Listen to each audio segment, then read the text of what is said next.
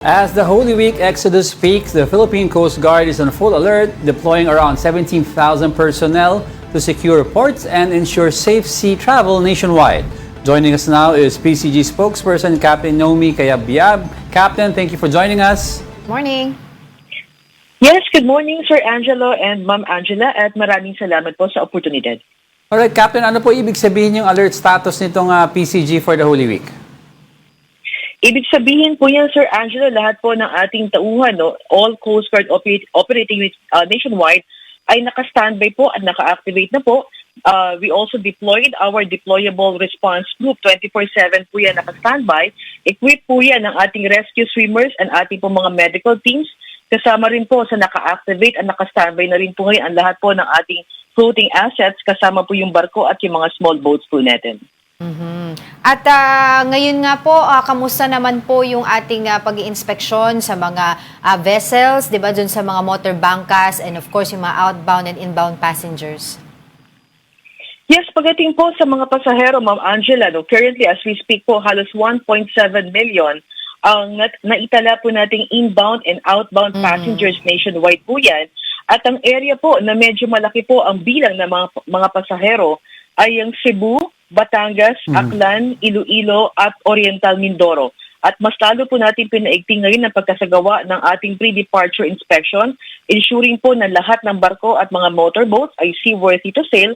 At ang directive po sa amin ng aming commandant na si Admiral Ronil Govan ay wala po tayong ia-allow na anumang barko o anumang motorboats na magsasakay po ng mga pasahero na lagpas po sa kanilang mga kapasidad. Can you tell us also more about your the online reservation assistance system o ORAS? Well, pagdating po dito sa online reservation system, ito po ay programa ng ating po mga shipping company at ating pong terminal ports po. So ito po ay actually, we also encourage po ang ating mga pasahero dahil ngayong hapon ay inaasahan natin, Ma'am Angela, ang pagdagsa po ng ating po mga biyahero sa lahat po ng pantalan. So mas maganda kung naka-reserve na po ang kanilang mga ticket para pagdating naman po sa pantalan, at least alam po nila kung anong oras po ang kanilang biyahe at wala pong ganung haba ng pila. So again, ang ating po mga pasahero at mga bagahe po ay dadaan po yan lahat sa masusing inspection. So we also advise them na kung maaari ay maaga rin pong pumunta sa pantalan, at least maging komportable po ang kanilang mga biyahe. Captain, in previous Holy Week vacations, may mga nag-report po ng mga kababayan natin na feeling nila na nag-overload daw yung ibang mga vessels natin. No? Kung may mga instances na ganito at nararamdaman nila at nakikita nila na medyo mukha naman overloaded, kanino sila pwede mag-report? Yes, unang-una po, Sir Angelo, meron po tayong tinatawag na e-sumbong or electronic sumbong. Tayo po ay nagpakalat ng ating QR code sa lahat po ng barko, mga pantalan, mga terminals.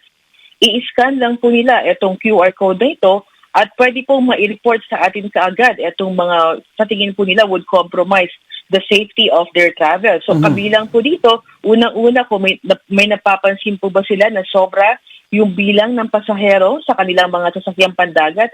Pangalawa, is kung hindi po nakasulat ang pangalan ng mga pasahero sa manifesto, pwede rin po i-report dito sa e-sumbong or electronic sumbong yung mga kahina-hinala, mga kargamento or bagahe, kung hindi po ba ayos yung pagkakatali nitong mga sasakyan or even yung mga bagahe po nila.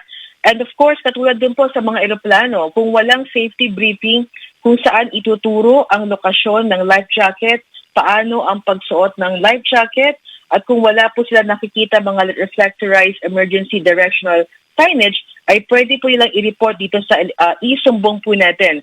At of course, kasama po dyan kung meron po sila nakikita mga kahina-hinala, mga bagay, mga tao, or mga aktibidad po.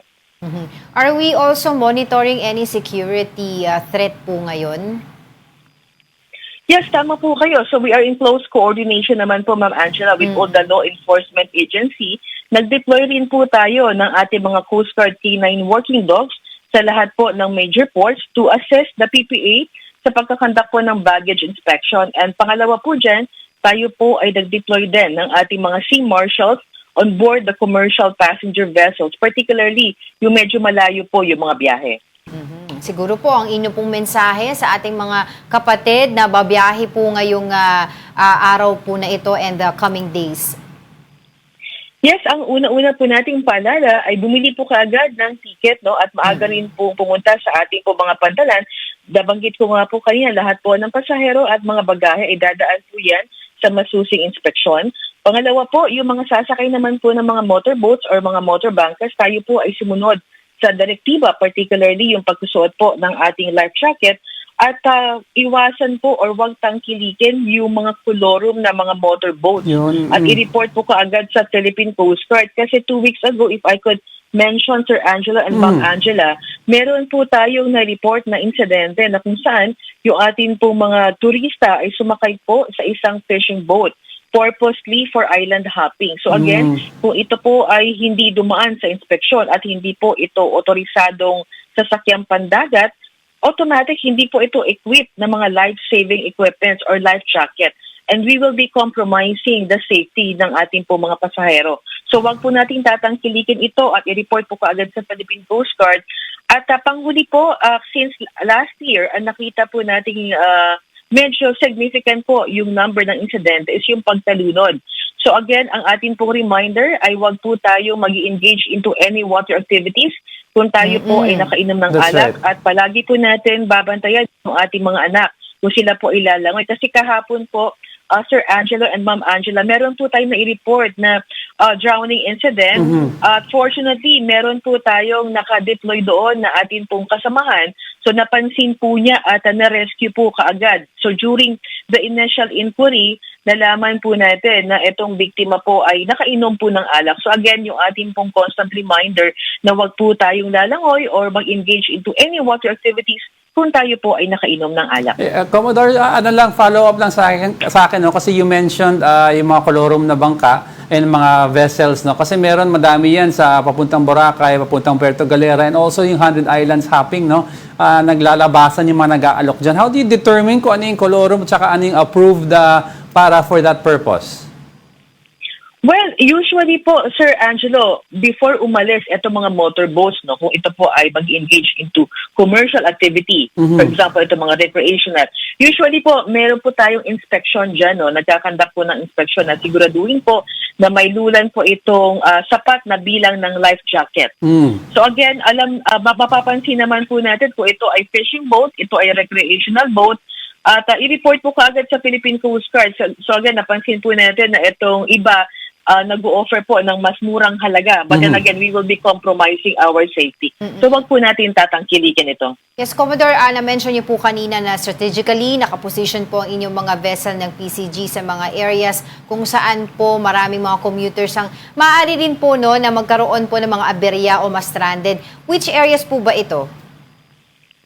Well, nagbigay po ng direktiba ang ating Department of Transportation Secretary Lopez, na in case na magkakaroon po ng kakulangan sa commercial passenger vessel, ang nakikita po natin dito, yung area po ng Batangas, Calapan at saka Marinduque, nagbigay na po ng direktiba sa Philippine Coast Guard at tayo po ay mag-i-standby na atin pong barko para magsagawa po ng libreng sakay sa atin po mga kababayan.